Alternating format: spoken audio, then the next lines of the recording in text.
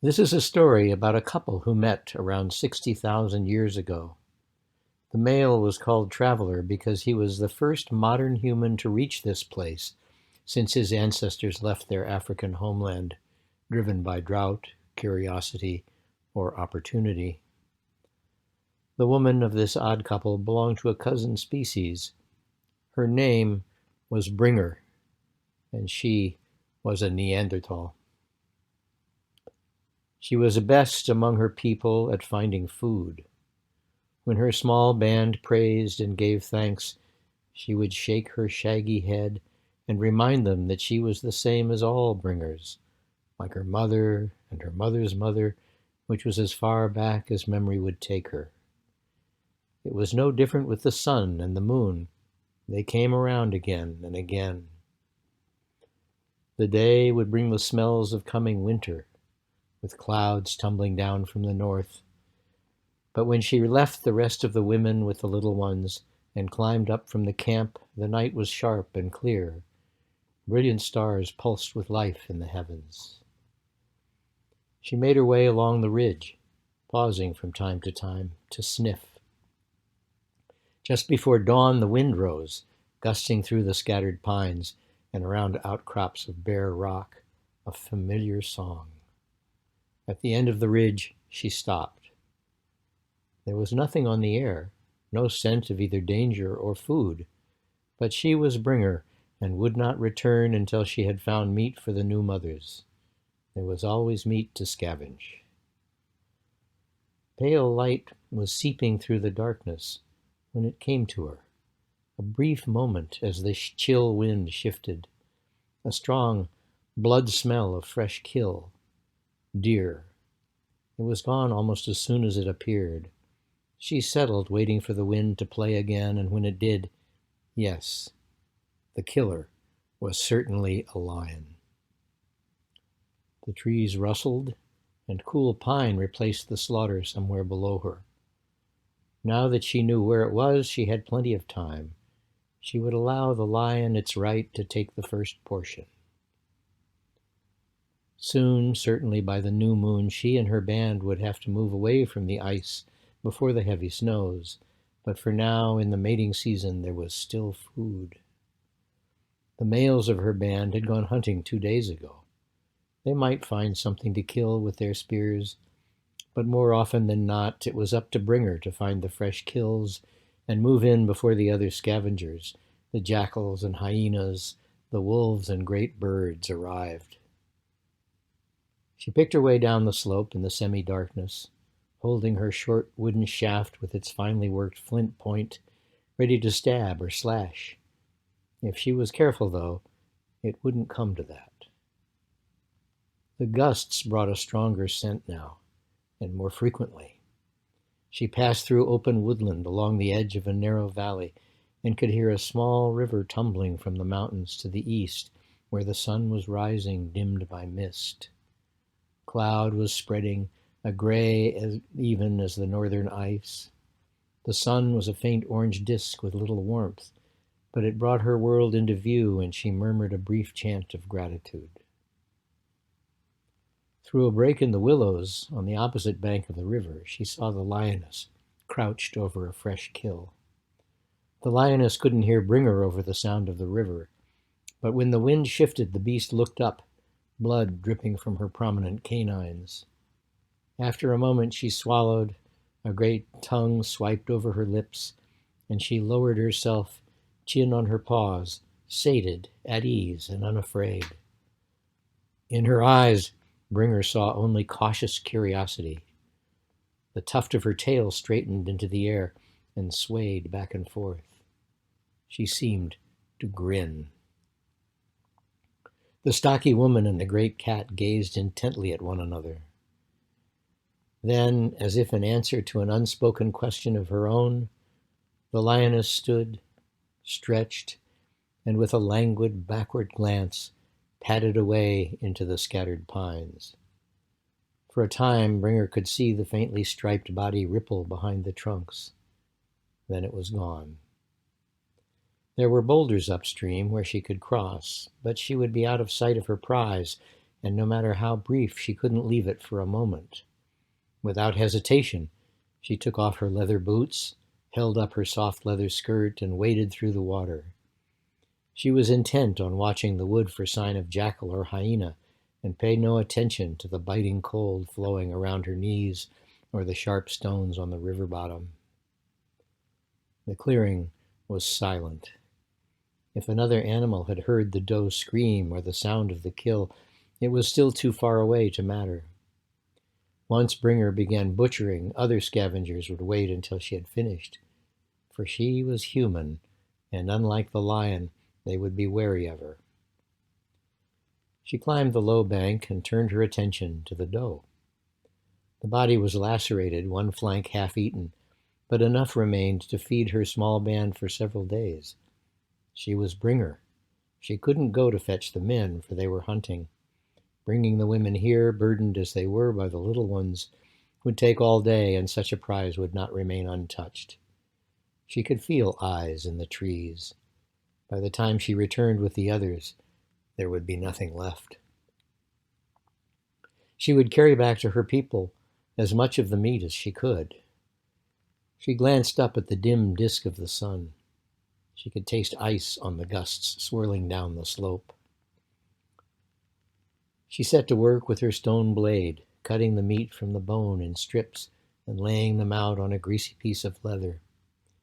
She worked with her back to the river. Any real danger would approach from the trees on this side. Her pale hands worked deftly, slicing, cutting through the joints and pulling away strips of sinew. She bundled them all together with the internal organs, the heart, kidneys, and liver, stood up, and slung the heavy burden over her shoulder, leaving her hands free. Only then, when she turned to cross the river once more, did she see the stranger on the other shore. She stopped, boots in one hand, blade in the other. The stranger was strange indeed. It appeared to be a fully grown male, though far too tall, and dark like the night. He held two long pointed shafts in his right hand. His surprise was as obvious as hers. Neither his height nor his sooty color was the strangest thing about him. No, it was his clothing, and the long black braids that trailed down over his shoulders from under a conical leather cap. He wore many layers of leather and overlapping flaps and strips of different kinds of fur, mingled with strings of snail shells. He must be awfully hot and uncomfortable under all those wrappings, and the dangling objects would impede him. His coverings made no sense to her. Perhaps it was a female. Despite all this, though, he seemed quite solid and firm, a being of flesh. He might be a man after all. His mouth moved as if he were speaking. She couldn't hear over the sound of the water and shook her head. Although he didn't seem aggressive, she remained wary. Only when he placed his two spears on the brown grass and opened his hands did she see how unsteady he was, how his body shook. This puzzled her. He was young, and it couldn't be the cold, not with all those coverings. His hands were wrapped in crude mittens. Using those long wooden shafts must be difficult. In the 30 annual cycles of her life, Bringer had known only the members of her band and the handful of others they came across in their wanderings below the ice. Never had she seen someone with such dark skin and such black hair. Her own was reddish-brown, drawn back and chopped off at her neck. Why would he need to cover his head? It wasn't winter yet. He had a friendly expression, though, what she could see of it. She didn't quite trust his smile, but it was open and puzzled, so she asked, "What are you?" The stranger frowned, putting a mitten to his ear. She shook her head. "Of course, you can't hear." She crossed the river, came close to him, and stared at his face. It was like one of her people, but not the same. His forehead was too flat, his head too narrow, and his nose was long and thin, not wide and compact like hers. White plumes flowed from it with each breath. Surely with a face like that, his people would mock him? He had almost no chin. But his eyes were large and liquid brown. When he looked past her across the river, and they widened, she turned to look. A hyena was ripping at the remains of the deer. She shouted, but it paid no attention. A second hyena was trotting down from the trees. She turned back to him and shrugged. His answering shrug upset his balance, for he staggered a step or two. He tried to wave it off, but before she could stop him, he sat down hard on the ground. A wave of pain passed over his face. She bent down and breathed into his nostrils. His eyes rolled up, and with a long sigh, he toppled back. A spasm passed down his body. What was she to do? When the day ended, the other women would be waiting. But she hesitated to leave him. Though she owed him nothing, he needed her help, and it was the way of her people to help anyone in need, even strangers. People were few and must be cherished. Even this odd-looking figure was a person. Strong as she was, she couldn't carry him up the ridge and all the way back to camp. Besides, she had the meat already freezing in its wrappings to bring to her people. The men would be out hunting for 2 or 3 more days, and the young ones would be hungry. She straightened him out, so when his eyes opened, he would see the clouds. She examined his pointed wooden shafts. They were much longer than the ones the hunters of her band used, but the tips were not stone, merely fire-hardened wood. As a precaution, she moved them to the riverbank. If it came to a conflict between them, he may be taller, but she was certainly the stronger, and even if he had been well-fed and fit. She'd seen skin like this, though, not so dark, drawn tightly over cheekbones, many times before. He was a man, close to starvation. She collected some fallen wood. She took from her pouch the fire-starter tinder she always carried. In moments, she had blown it into life and fed it the wood. Aromatic pine smoke shredded away across the river. It disturbed the hyenas, and they looked up briefly. He did not stir when she rolled him onto the bed of ferns she prepared. She dropped a few rounded river stones into the fire. When they were hot, she used 2 sticks to move them into the water skin she'd slung over a branch, and then she set some strips of meat and a handful of leaves collected from along the riverbank to simmering. The stranger's breathing was shallow and so slow she thought for a moment he was about to leave his body.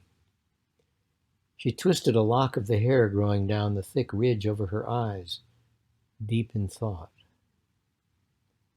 She dripped warm water onto his mouth. Nothing happened. The sky was now the color and texture of hard mountain stone. The sun was no longer visible. The snows would come earlier than usual, within a few days. They would have to move again as soon as the hunters returned. He made a sound and opened his lips, licking at the water. When the stew was ready, she scooped some into her crude wooden spoon and held it under his nose. His eyes flew open with a snort, and he stared wildly. She tilted her head, watching him closely. This tall, shivering being with dark round eyes, scraggly beard, and peculiar coverings was a puzzle. She was no longer certain he was a real being after all. Though he felt solid enough, she knew there were some presences in the world that could take physical form. Such things happened all the time. He could be one of those. It was always best to treat such beings, shape-shifters that could appear and disappear, with respect and tend to their needs. One day, you might need their help. He made more sounds with his mouth. There was nothing odd about that. Most creatures made sounds. Some animals could speak. Did these sounds mean he was hungry? She held the spoon to his lips, and he lapped at it. Soon he was eating greedily. Yes, he had told her he wanted food. Finally, he pushed the spoon away and fell back with a sigh. Soon he was sleeping again. Only then did she eat.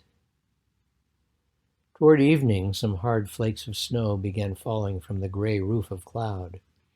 She studied the slope of the mountain for caves, but could see nothing to shelter them. They would have to spend the night in the open. She gathered more wood and built up the fire. Scattered flakes gathered on the ground.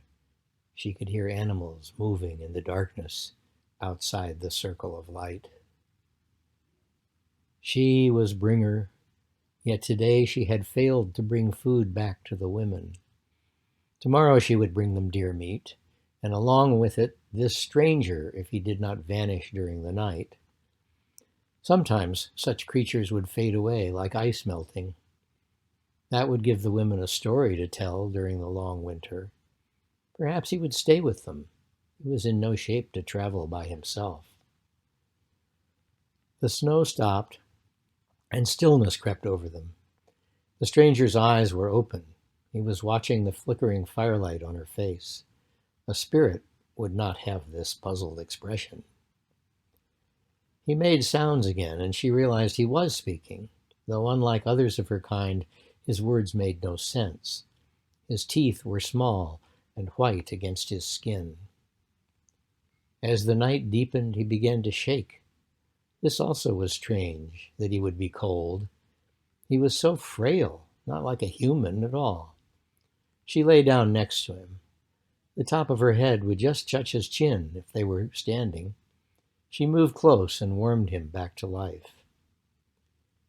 He was strong enough the next day to make the climb to the ridge, and though he slowed her down, she was patient, and by nightfall of the second day they reached the camp. The women and children surrounded him.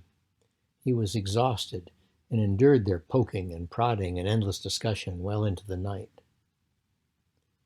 The men returned a day later, and a few days after that they set out for the low country. The stranger, whom Bringer called Traveler, stayed with the people for more than a year. He shared their meals, helped with their hunts, crouched with them in rock shelters watching the rain. Bringer gave birth late the following summer, and for days after that, Traveler sat much of the day working at a piece of mammoth ivory with a small stone tool. Whenever she tried to look at what he was doing, though, he hid it from her with a smile, and finally she lost interest and stopped trying. One day in late spring, he was gone. On his sleeping place, she found the small ivory object strung on a loop of leather. She couldn't imagine what it was. This irregular lump had no apparent use, no edge for cutting, and anyway, ivory was too soft. She turned it around in her thick fingers, squinting at it, but the curves and rounded protuberances meant nothing to her, though they looked a bit like hanging fruits. Finally, she hung it around her neck and soon forgot she was wearing it. After a few seasons, the leather gave way and the object fell off.